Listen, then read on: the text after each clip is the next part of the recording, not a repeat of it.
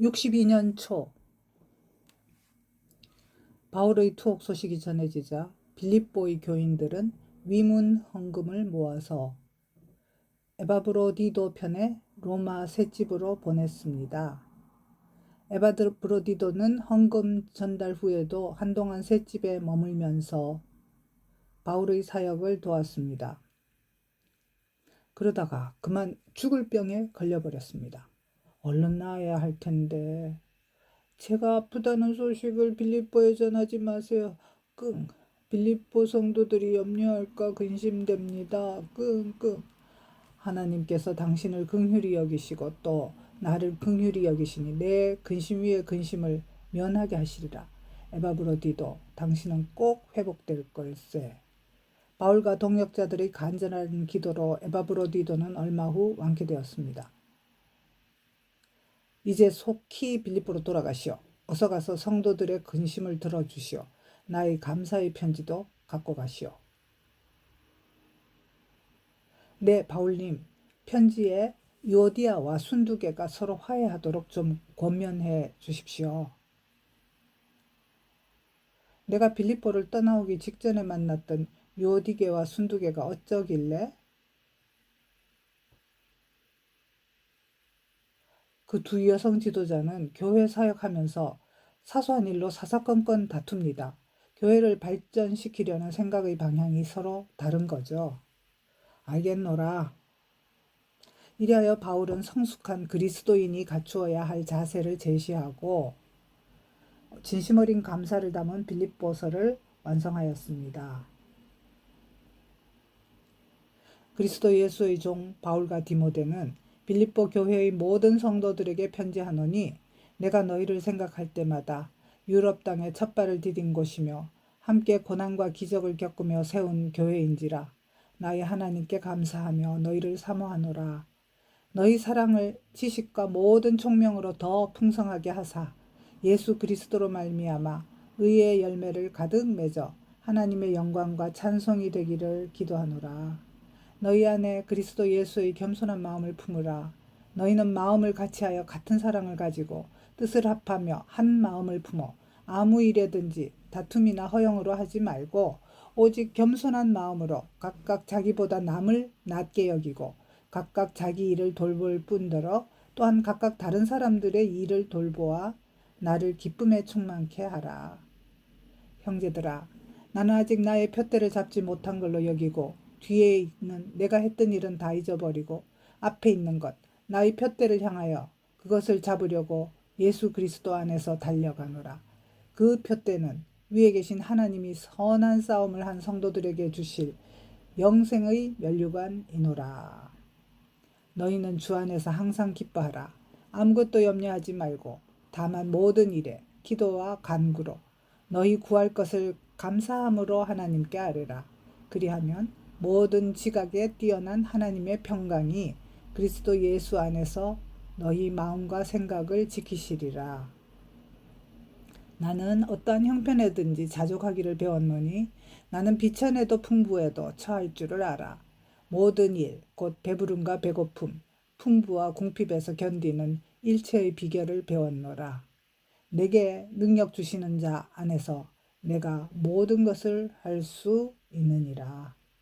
빌립보 사람들아, 너희는 복음의 시초에 마게도냐를 떠나 데살로니가에 있을 때에도 2번이나 물질적 후원을 하더니 갇혀 지내는 이번에도 에바브로디도 편에 너희가 준 것을 받음으로 내가 모든 것이 있고 또 풍부한지라. 이는 향기로운 제물이요 하나님을 기쁘시게 한 것이라. 나의 하나님이 그리스도 예수 안에서 영광 가운데 그 풍성한 대로 너희 모든 쓸 것을 채우시리라. 아멘. 62년 초여름. 한편 예루살렘에서는 바울을 로마로 보내준 베스도 총독이 급사하였습니다.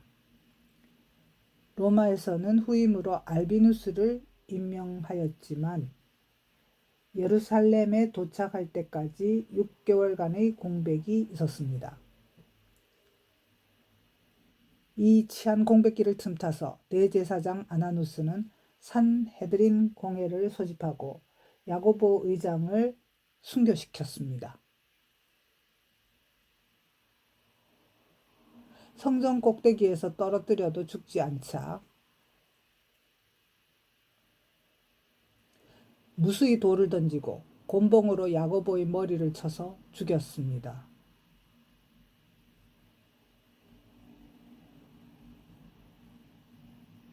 여기서 이 무렵 예루살렘 대제사장의 계보를 잠깐 살펴보면 안나스는 대부 같은 인물로서 로마 총독 퀴리니우스가 임명했고 물러난 후에도 막강한 영향력을 행사했습니다. 사위인 가야바는 안나스 가문 중 가장 오래 재위한 사람으로 예수의 십자가 처형을 주도한 사람입니다. 안나스의 5아들이 모두 대제사장직을 맡았는데 둘째 요나단은 벨릭스 총독의 음모로 암살당합니다. 셋째 데오빌로는 누가복음과 사도행전의 수신인이 아닐까 생각하고 있습니다. 넷째 마티아스는 헤롯 아그리파 1세가 임명하였고 안나스의 아들은 아닌 아나니아스가 예루살렘에서 바울을 신문했던 바로 그 대제사장입니다.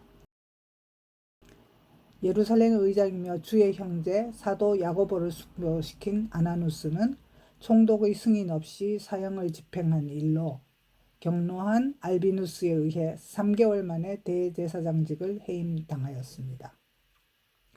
이후 서기 66년 유대전쟁 때 그는 온건파 리더로서 성전을 지키려다 성전 내부로 난입한 유대인 극단주의자들에 의해 열심당 및 에도민들 비참하게 살해당했습니다. 야고보 대신 예루살렘 교회의 제2대 감독은 시므온이 추대되었습니다. 시므온은 요셉의 형제 글로바의 아들로서 예수님과는 사촌간입니다. 그는 66년 유대 로마 전쟁 때 로마와 싸우지 않는 기독교인을 변절자로 몰아가는 민족주의 광풍 속에서 신자들을 이끌고 펠라로 집단 이주를 감행하였습니다. 그의 과감한 피난 덕분에 70년 로마군에 의해 100만 명 이상의 유대인이 학살당할 때 유대인 기독교 공동체는 목숨을 건지고 신앙을 지킬 수 있었습니다. 전쟁이 끝난 후 폐허가 된 예루살렘으로 돌아와서 다시 교회를 재건하고 수십 년간 이끌다가 107년경 로마의 박해로 십자가형을 받고 순교하였습니다. 유대인들이 저지르는 죄악과 야고보가 기도하며 죽어가는 모습을 보고 주 하나님 간구하오니 이 사람들을 용서하소서. 오히려 더 많은 사람들이 기독교를 믿게 되었습니다. 카라바지오작 성모의 죽음. 그동안 요한의 복량을 받으며 베들레헴에 살고 있던 성모 마리아는 아들 야고보의 순교 소식을 듣고 비탄에 빠졌습니다. 그로부터 얼마 후 성모는 그때까지 살아있던 유다를 축복하고 숨을 거두었습니다. 붉은 바탕 안에는 성모 사망 시 이미 죽은 아들들입니다. 알비누스 총독이 부임하면서 유대인들의 기독교 박해는 좀 잦아들었다가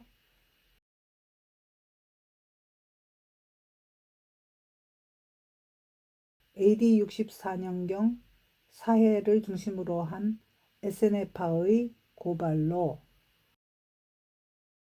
유대지방에서 사역하던 마띠아가 공회로 끌려 나왔고 마띠아는 제비 뽑기로 가롯 유다 대신 사도가 되었던 사람입니다.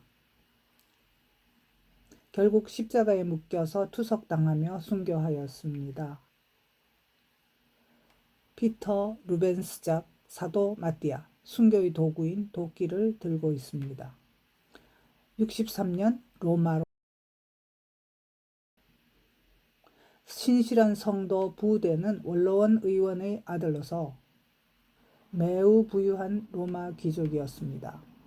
바울과 로마 전역의 신도들을 자기 집에 영접하고 예배 장소로 제공하였습니다.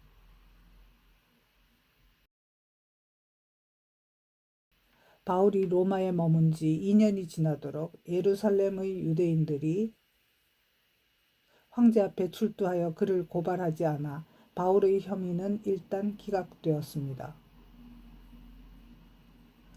부대가 네로 황제 앞으로 나갔습니다. 이러저러한 상황이니 죄수 바울을 석방함이 마땅합니다. 나중에 문제가 다시 되면 바울은 그동안 로마법을 모두 준수했습니다.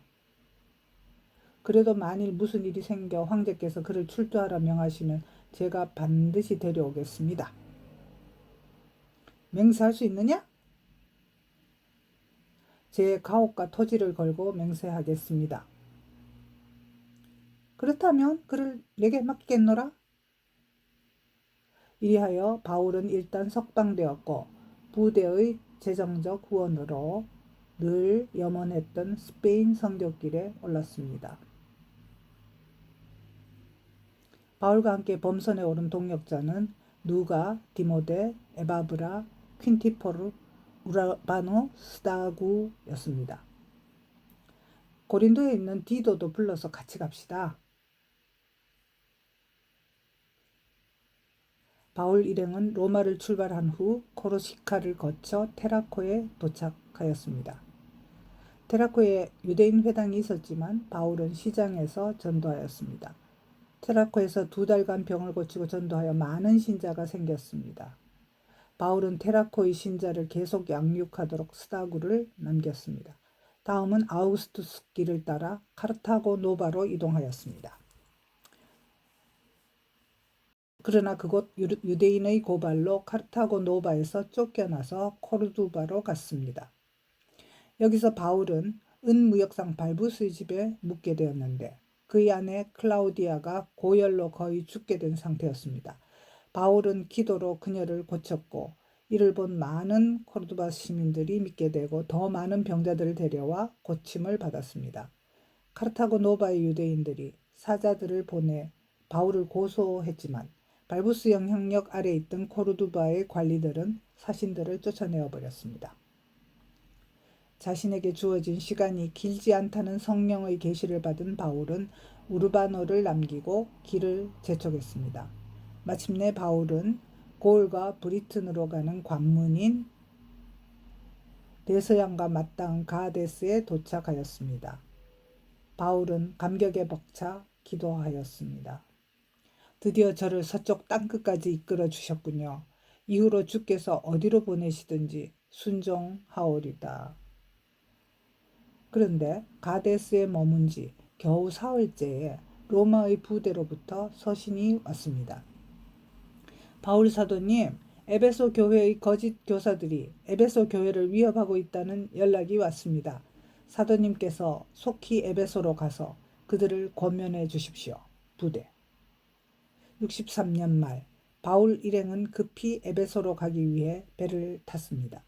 배는 카르다고와 수라구사를 거쳐 크레타 섬의 체르소니소스 항에 도착하였습니다. 거기서 에베소를 가는 배를 바로 만났지만 성령께서 크레타에서 전도할 것을 명하셨습니다. 속히 에베소에 가고 싶은 마음을 억누르고 바울은 리토스로 이동하였습니다. 리토스에서 바울은 회당과 시장에서 밤낮으로 전도하였고 한 달 후에 디도를 남겨두고 에베소로 출항했습니다. 디도여, 이곳에 남아서 믿게 된 신자들을 굳건하게 하고 인근 성읍에도 주님을 전하게 명심하겠습니다. 바울 일행은 낙소스 섬을 거쳐 사흘째에 에베소에 이르렀습니다. 바울 일행은 오네시보로의 집에 머물면서 에베소에 와 있던 브리스길라와 아굴라의 영접을 받았습니다. 바울님, 에베소 교회가 두 파로 갈라졌습니다. 그동안 교회를 위해 열심히 든 구리세공업자 알렉산더와 후메네오, 빌레도 등이 영지주의에 빠져서 부활이 없다고 주장하는 이단을 만들었습니다. 참 큰일이네요. 모든 신자들 앞에서 그들과 토론을 해보고 싶군요. 그러자 알렉산더 일파가 오네시보로 가정교회로 와서 말했습니다. 바울은 우리를 육체에 얽어매고 있습니다. 우리가 세례를 받고 주를 믿는 걸로 이미 우리의 영혼은 구원받고 그리스도 안에서 새 생명을 얻었는데 새삼 우리의 몸이 새로운 몸으로 부활하다니 말도 안 돼요. 주께서는 우리의 영혼만 아니라 육체도 돌보심은 많은 치유와 기적을 통해 보여주셨지 않습니까? 주님은 인간의 몸을 지으시고 그것을 선하다 하셨습니다. 인간의 몸은 연약하여 죄를 짓기 쉽고 영혼도 타락했지만 오직 주님의 은혜로 몸과 영혼이 구원받아 마지막 날에 함께 부활할 것입니다. 예수께서 육체로 부활하지 않으시고 그냥 영혼일 뿐이라면 하나님께서 왜 그분을 이 땅에 보내셨고 창세부터 지금까지 우리의 몸을 통하여 일하고 계실까요? 우리는 몸으로 서로 연합되어 있습니다. 알렉산더요. 당신이 몸을 멸시한다면 그리스도 몸에서도 끊어질 것입니다. 회개하고 이전의 믿음으로 돌아오십시오. 부활이 없다면 그리스도 안에서 알고 있는 구원은 죽음으로 끝나게 됩니다. 고난에 가득한 이 생의 삶의 유일한 소망은 부활입니다. 알렉산더 편 사람들 중 더러는 바울의 말에 회개했으나 유대인들과 그리스 철학자들의 해박한 지신을 전혀 모르고 있도다. 도대체 우리가 천국을 볼 수 있는가? 내세의 증거가 도대체 어디 있단 말인가? 알렉산더와 후메네오 일파들은 계속 바울과 반대로 가르쳤습니다.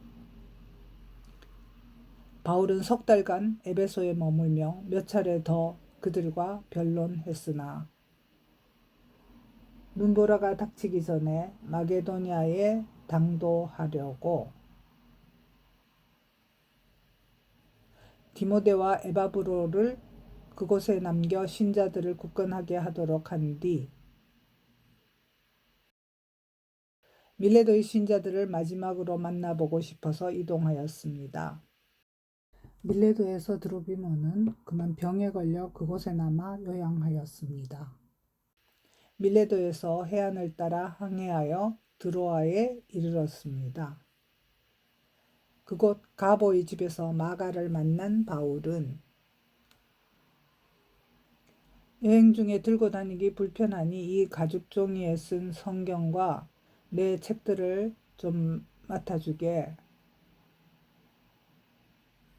네, 염려 마십시오. 제가 소중히 보관하겠습니다. 급히 드로아를 떠나느라 책들을 맡기면서 겉옷을 그만 챙기지 못하였습니다. 거기서 네아폴리로 항해하여 빌립보와 데살로니가로 갔더니 가는 곳곳마다 신자들이 바울을 만나 기뻐하였고 많은 사람들이 믿음 안에서 격려를 얻었습니다. 그리고 65년 봄 마침내 고린도까지 갔습니다.